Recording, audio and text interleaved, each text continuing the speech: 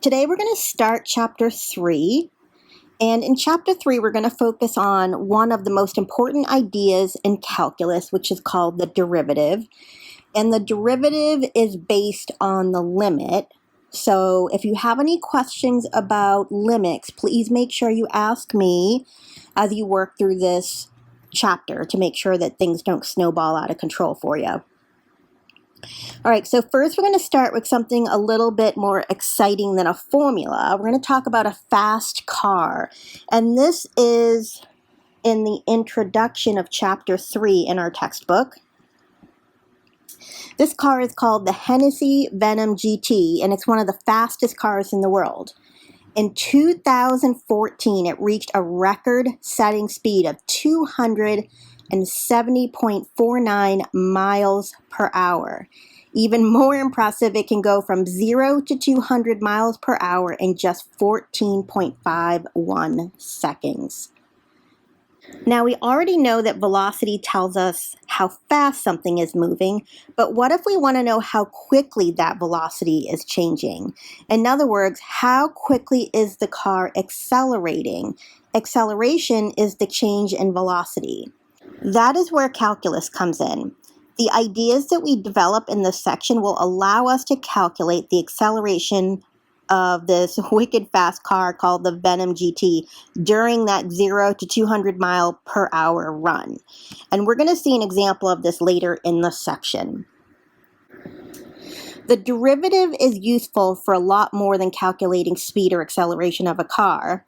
Calculus is used throughout mathematics, science, engineering. It's also extremely important in areas such as business, economics, and health sciences.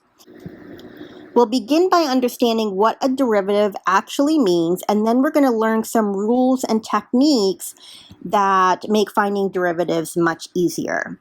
And once we know how to find derivatives, we'll be able to use them to answer all kinds of questions about how things are changing. So as we start 3.1, keep in mind this big idea. The derivative helps us measure how something is changing. That is the big idea of the derivative. And that idea is going to show up again and again throughout calculus.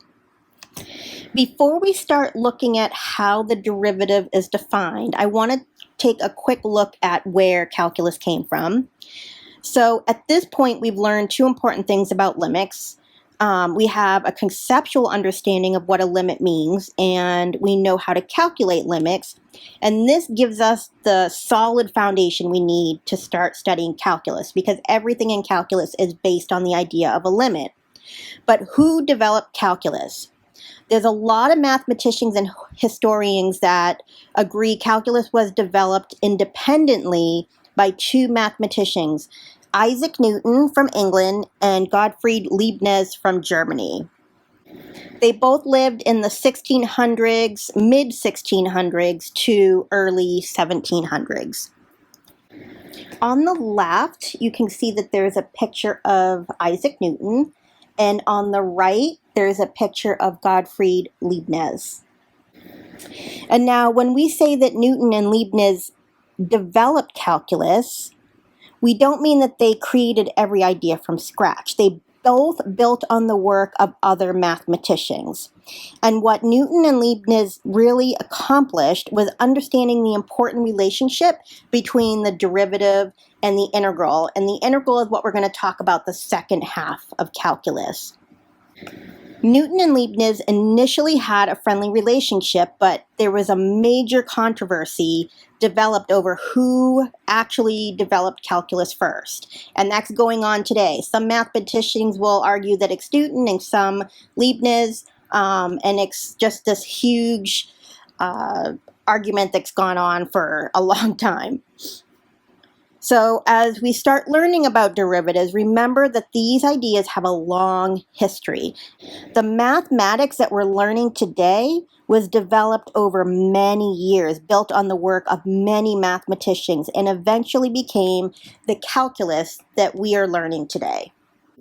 So now let's start looking at one of the main ideas in section 3.1, which is tangent lines. And to build up to the idea of a tangent line, we're going to go back and review secant lines. So a secant line is a line that passes through 2 points on a function, and we can use the slope of the secant line to estimate the rate of change between those 2 points on that interval. So in other words, it tells us how quickly one quantity is changing compared with another. Suppose we have a function and we're interested in what's happening at the point a f of a. So that's this point right here that I'm putting that purple dot on, and it's labeled a for my x value and f of a for my function value or my y value. So to find the slope of that secant line, we choose another point. And so we're going to pick a generic point that we're just calling some value of x, and then f of x, the y value. And we want to make sure we're picking an x that's close to a.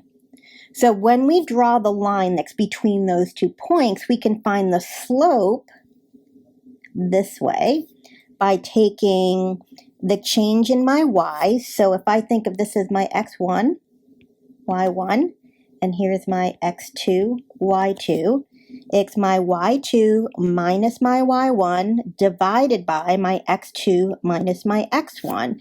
So that's f of x minus f of a, all divided by x minus a.